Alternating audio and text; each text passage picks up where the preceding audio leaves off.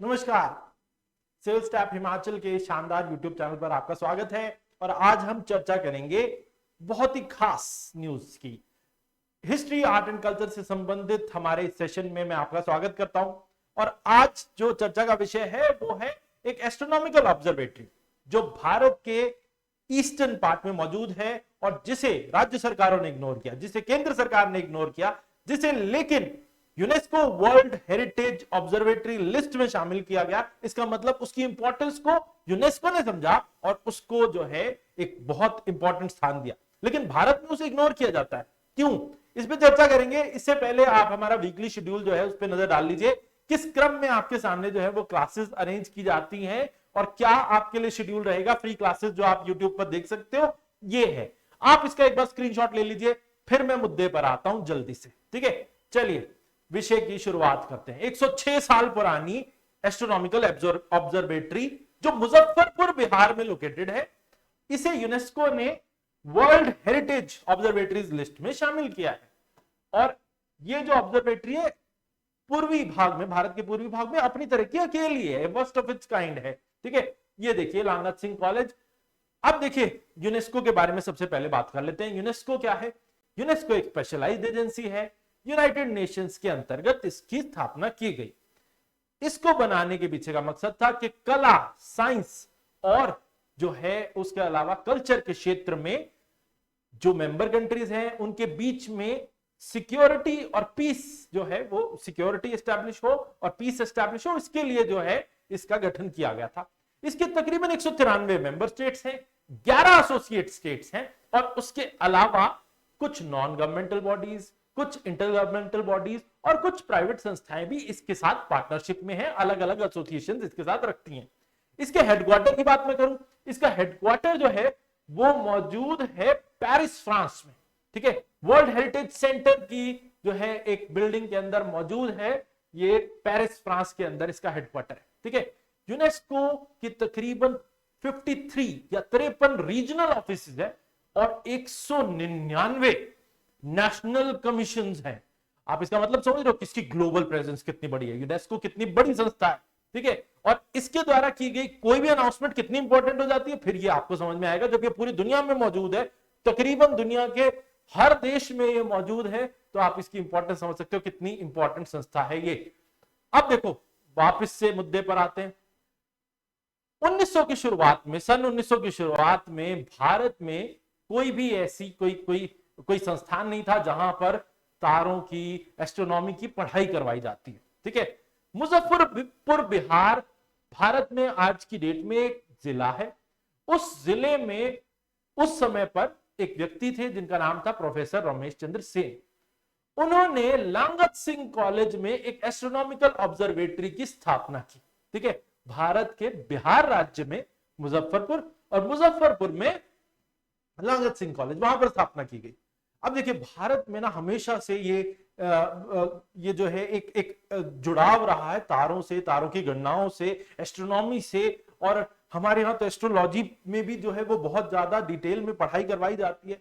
हमारे यहाँ पे हजारों सालों से ऋषि मुनि इसी कामों में लगे हुए हैं और ये जो है हमारे यहाँ पर एक बहुत बेहतरीन साइंस हुआ करती थी, एस्ट्रोनॉमी। ठीक है, हमारे हमसे शायद बेहतर दुनिया में और कोई ही जो सिविलाइजेशन है या और कोई ही देश है जहां पर इतना ज्यादा गहन अध्ययन किया गया है, लेकिन मॉडर्न एरा में इसको इग्नोर किया गया। प्रोफेसर रमेश चंद्र सेन, उनको ये लगा कि यार ये अन्याय है, भारत में स्टूडेंट्स को दोबारा से हमें इस एस्ट्रोनॉमी के ज्ञान से अवगत कराना होगा। और इसके लिए उन्होंने क्या किया, इसके लिए प्रोफेसर रमेश चंद्र सेन, ये साहब प्रोफेसर रमेश चंद्र सेन, ये जाकर मिले एक ब्रिटिश एस्ट्रोनॉमर से जिन्होंने पढ़ाई की हुई थी, जो एक्सपर्ट थे, जे मिचेल साहब से। ये थे जे मिचेल साहब। इनसे मिले और इनसे रिक्वेस्ट की कि क्या आप भारत में एक एस्ट्रोनॉमिकल ऑब्जर्वेटरी एस्टैब्लिश करने में मदद करेंगे। इन्होंने हां कर दी। इनके हां करते ही प्रोफेसर रमेश चंद्र सेन जो है उनका काम हो गया था। उन्हें भारत में स्टूडेंट्स तक जो है वो एस्ट्रोनॉमी की समझ जो है वो पहुंचानी थी।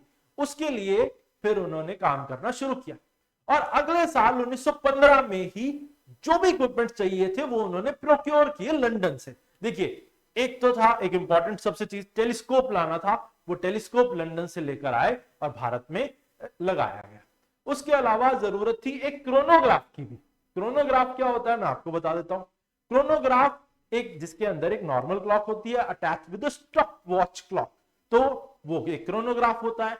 उसके अलावा एक एस्ट्रोनॉमिकल क्लॉक की भी स्थापना की गई। ये तीनों चीजें जो है वो सब लाए कहां से थे?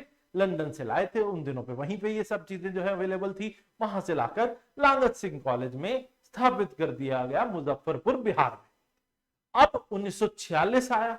1946 में एक प्लानिटोरियम भी स्थापित किया गया इसी कॉलेज में, लांगत सिंह कॉलेज में। प्लानिटोरियम जो है 1970 तक अच्छी हालत में था, लेकिन 1970 के बाद से इसकी हालत खराब होनी शुरू हो गई, क्योंकि राज्य सरकारों ने इस पर ध्यान नहीं दिया। उसके अलावा केंद्र सरकार ने तो इस पर बिल्कुल ध्यान नहीं दिया। इसके अंदर की इंस्टॉल्ड मशीनरी जल्दी से ही जंग की तरफ बढ़ने लगी और वो बिल्कुल कबाड़ा होती चली गई। कोई भी रिस्टोरेशन का काम इससे संबंधित नहीं किया गया। लेकिन क्योंकि अब 2022 में इसे यूनेस्को ने वर्ल्ड हेरिटेज ऑब्जर्वेटरी लिस्ट में रखा है और अब इस संस्था को जरूरी फंडिंग शायद सरकार की तरफ से मिल जाए। बिहार की राज्य सरकार और केंद्र सरकार जो सोई हुई थी अब तक, अब शायद जाग उठे। ठीक है, तो उम्मीद यही है कि ये ऑब्जर्वेटरी पूरी जीवंत हो उठेगी और ये प्लानिटोरियम भी जो है वो पूरी तरीके से रिवाइव कर जाएगा। यूनेस्को वर्ल्ड हेरिटेज साइट्स और ऑब्जर्वेटरीज के बारे में मैं आपसे कुछ बातें कर लेता हूं। देखिए, जो है कुछ कल्चरल और नेचुरल इंपॉर्टेंस की जो साइट्स हैं उन्हें रिकॉग्नाइज करता है यूनेस्को वर्ल्ड हेरिटेज कन्वेंशन के तहत, उन्हें रिकॉग्नाइज किया जाता है। यह कन्वेंशन 1972 में एस्टैब्लिश किया गया था। इसके तहत भारत में 40 वर्ल्ड हेरिटेज साइट्स हैं, जिसमें से 32 जो हैं, जिसमें से 32 कल्चरल साइट्स हैं, 7 नेचुरल साइट्स हैं और एक मिक्स साइट है। ठीक है, जंतर मंतर जो जयपुर में है वो भी उन्हीं में से एक है और ये एक यूनेस्को वर्ल्ड हेरिटेज साइट है। ठीक है, तो मतलब यूनेस्को वर्ल्ड हेरिटेज साइट्स में से एक है।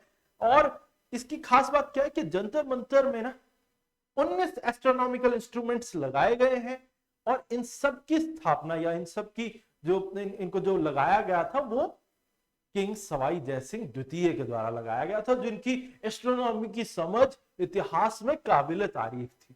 ठीक है, तो आप ये कह सकते हो कि मेडिवल या मॉडर्न इंडिया के बहुत ही खास व्यक्ति थे राजा सवाई जयसिंह, ठीक है, द्वितीय।